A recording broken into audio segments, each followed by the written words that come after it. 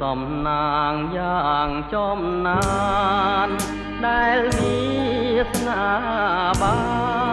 ននាំឲ្យរូបខ្ញុំចាំចិនគិនផងបំណងលើមុំអខំពុំដើមជី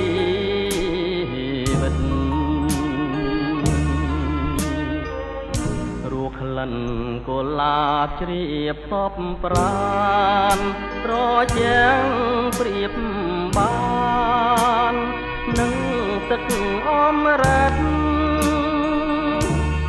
កែវអើយសូមស្ងួននួននាងអាណិតស្រោយស្រង់ជីវិតដោយប្រណី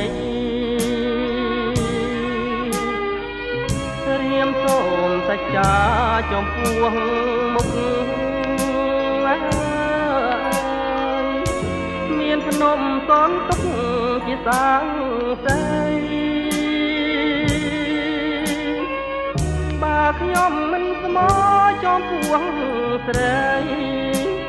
សូមអ្នកប្រឡាយខ្ញុំចោលទៅ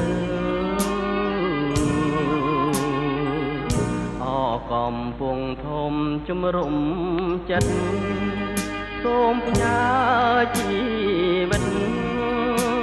រឿងពិតនឹងទៅសូមស្ទឹងព្រៃប្រងជួយចែជើងរូបទៅឲ្យខ្ញុំជាគូ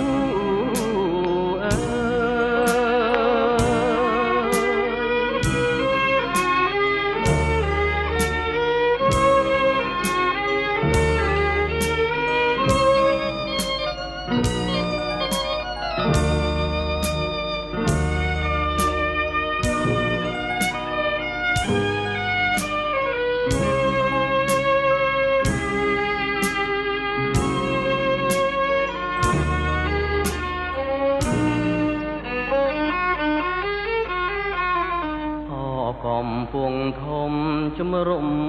ចិត្តសូមផ្ញើជីវិតរឿងពិតនឹងទៅសូមស្ទឹង